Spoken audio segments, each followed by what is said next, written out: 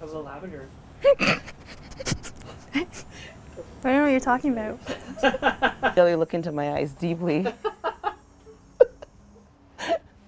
Hey, I'm Demisha from Brown Girl Outdoor World and just here to chat about the Lady Evelyn trip. It's almost a year. We're coming up on, pretty much almost a year since we did the trip. Super excited to recap this event, and hopefully this just pushes us into getting even more excited for our September outing again. Hi everyone, I'm Shelly, and really excited to dive into it and talk about our fly fishing trip that we took last fall to Temagami on the Lady Evelyn River.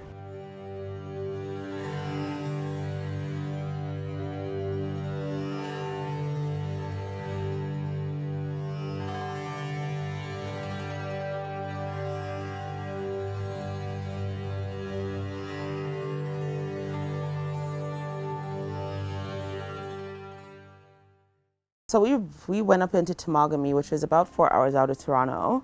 And as I said before, we partnered up with Temagami Outfitting Company, and we went into, some of the most pristine places that we've ever seen, felt connections that we've never felt before with strangers and with the land.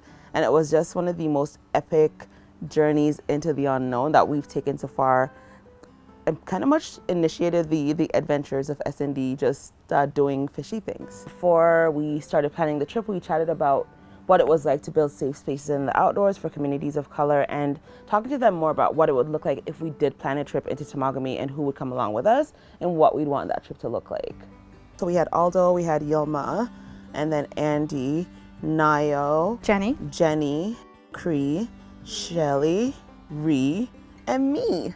We were picked up by Eric, who is the owner of Temagami Outfitting, and SoFly had set up those cots for us, if you remember, with nice, the lights. It was lights. so comfortable. The next day we got up early, coffee was made, and breakfast was made, everything was made. Yeah. And then we started getting ready, getting the canoes, packing up, everything for the trip in, which was, I think, a 2-hour drive from Temagami Outfitting. I think we realized how amazing the trip was going to be when we pulled up to Gamble Lake. But then also seeing just like Jenny and Nayo get their boots on for the first time, put their waders on before their boots. And I mean, I think you and Jenny had a moment when she stepped in the water for the first time. Yeah, Jenny and I walked into the water for the first time, and I just remember her being in awe of how weird it felt. I remember her saying she felt like she was on the moon. Jenny, how's your first experience? I feel like I'm on the moon. You feel like you're on the moon? Because it's a different way of gravity, I think, because your foot floats, and where else would you feel that way? Like, unless you're on the water. Unless you're on the moon? I feel the water, but I'm not wet. It's a very weird sensation. It's like you're in a puddle, but then with rain boots, but it's different. Like, my foot will move. Like, it's like... I feel in my foot. And then I feel the temperature of the water, but I'm not wet. Because usually when you feel cold, your feet are wet. Or your legs wet. Whoa. So just seeing them, wade for the first time was really cool. So funny. First time in the water. I know, first time in the water. Hilarious. Hilarious. I wish you were around to record my first time in waders. It Well, would have been winter, so it wouldn't have been as nice. maybe not. I mean, first time on the Lady Evelyn. Mm-hmm. Yep. Weird, it just feels like pants. The neoprene ones are kind of like, I don't know. They're weird, but I kind of like them because they're stretchy. I do too, but it really sucks when you take a step in the mud. That's your baby? That's my baby. That's my girl. How offended is your actual girl? Totally could marry her, but actually I am married to her. I've left the game and chose the rod. So good.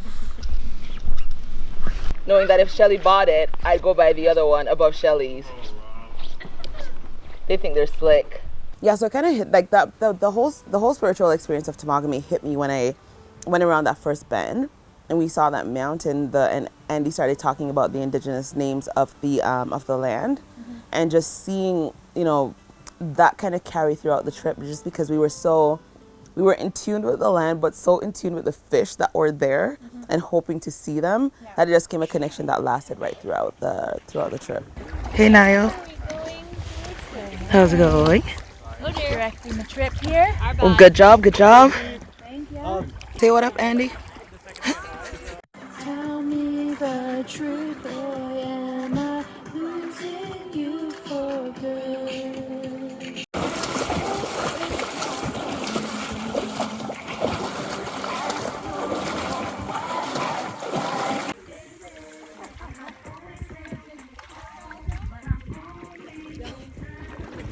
We could also put a, yeah, we're the rowdy canoe. Jaw rule playing, water spraying.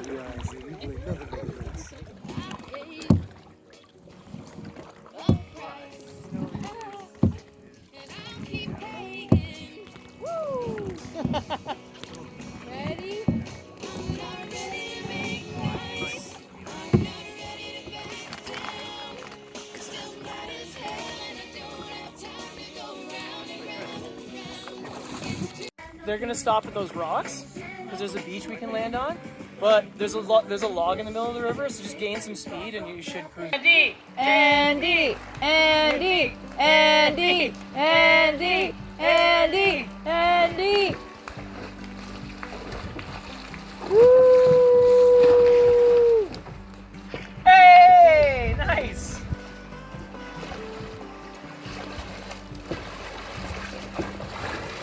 Oh shit!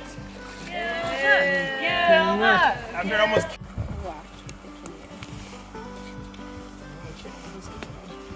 Can you believe it?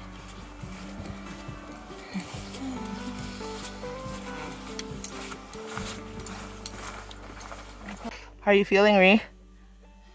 Tired, just a little. Just a little bit. Collectively dead. A tester of everything that you've ever been and everything you will ever be.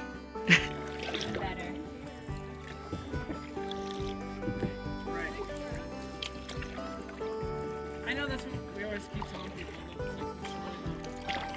And you really are not. Like, especially for beginners. I think one of the highlights for me for the day was like the first day we started canoeing in was literally getting to camp as well and started pulling stuff out of the canoes. Your dating life is off for 2 weeks after you come back from camp. Unless you're looking for a woodsman. And even for me, I love cooking when we're out. I love cooking. So for me, it's just like, okay, steaks ready. Let's get steaks. And I think I had packed or seasoned the steaks prior to coming to camp. So everything was like ready to go, vacuum sealed, ready to go on the fire with like hot butter and just like everything to make that moment like that real good, campy, good food. Did you pre-cook the steak? For me? No. She like seared it earlier. I seared it on the fire. And now she's cooking it in butter. And just butter and garlic and thyme. And I mean, it had rained for most of that day, right? So we were happy to get out of our waders and be warm by the fire and have warm food and just rest. You know, camping is great. I haven't portaged before, so that was a great experience.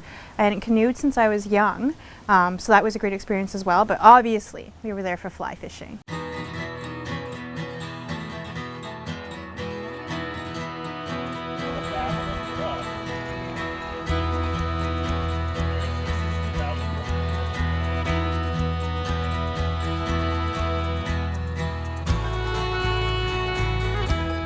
Folks who've never fished before, folks who've fished before, it was still super exciting to get there and have our lines hit that water for the first time with the promise of brook trout.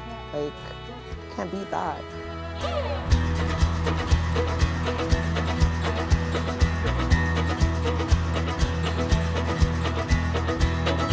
Was that first cast?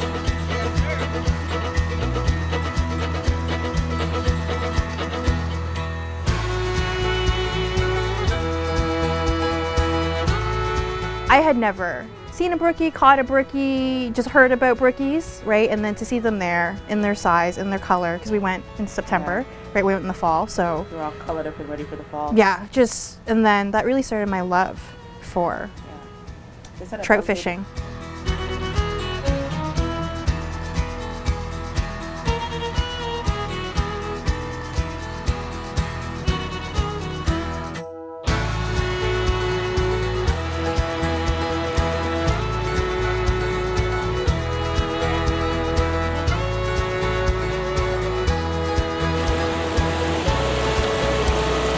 second fish on the fly.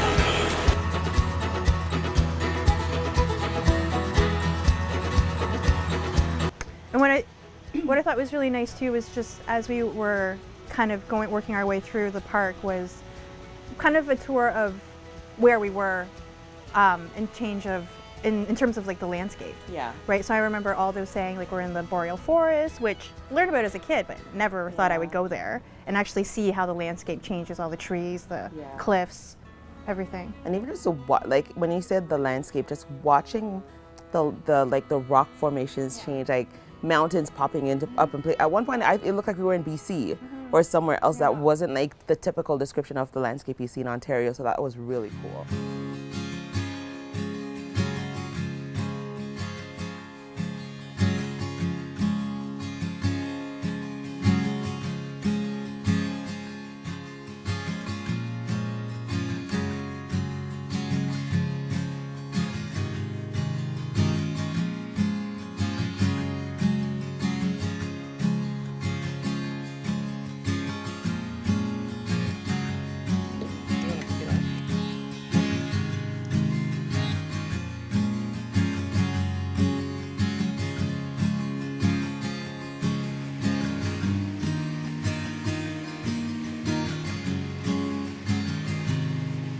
Something that really stands out in my memory is one of the last days we're on to our last campsite, and where some people are still portaging and moving things, and then we kind of taper off and go fishing, and we just hear all of a sudden, I'm with Aldo, and we hear screams from you and Rhiannon.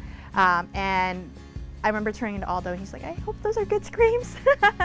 Okay. Oh, come on, out of the water a little bit. Oh, snap. Woo! It was glorious. I've never seen a fish with that much color or a brookie of that size, and they were getting ready to like get into spawning, so the mouths were changing and the teeth and all of that stuff. It was just like the prettiest freaking thing that you've ever seen in life. Look at that monster. Holy shit.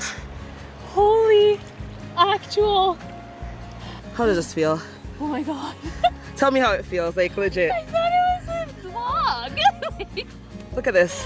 Oh my god. Only when it was fighting back, I was like, oh shit, it's a fish. Okay, come, take it out. Okay. Good release. Oh god. Hold tail, hold belly. Hold tail. His mouth. Yeah. Hold it. If you look at the video and you see Rhiannon's face, we see Rhee's face, you will know that that was a moment that was meant to be like captured and held, even if it wasn't caught on video in its full capacity, but holding that moment as something from that trip for anyone would be something that lasts a lifetime and could solidify someone's experience or someone's desire to get into fly fishing because of that very moment. Wow. I think, you know, it's bringing that conversation back on the whole trip and how it was intentionally created for women, by women, and created for women of color, specifically by women of color in that space, to have moments like that for us where we don't, when you look at, you know, fly fishing magazines, when you look at, you know, fly fishing television shows, we're not the faces that you usually see, right? Mm-hmm. And even, you know, they say fly fishing is the fastest growing sport for women.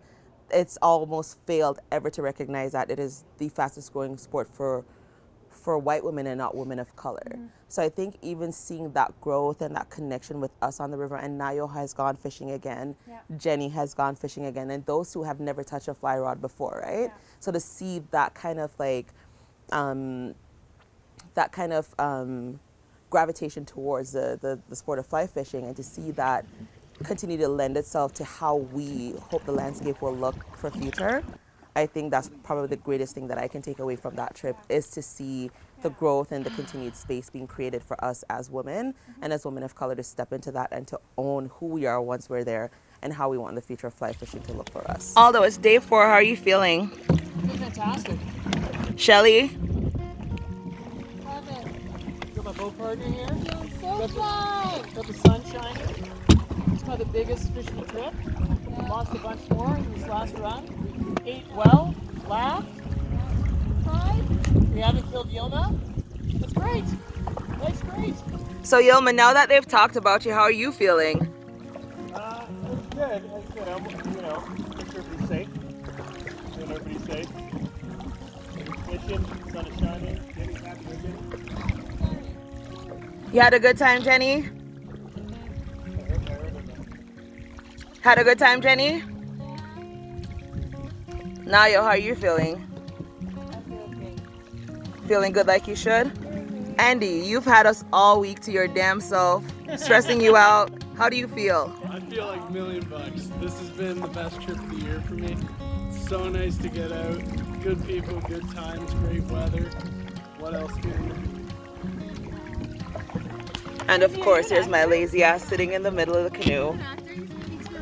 But yeah, it was great. Thank you. Thanks, Andy. Thanks, Ilma. Thank you, Aldo.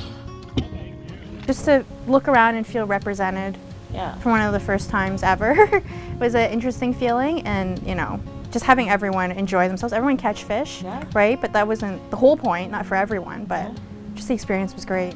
This is amazing, and I think, you know, again, going back to what that idea of community is in these spaces is that we can create this.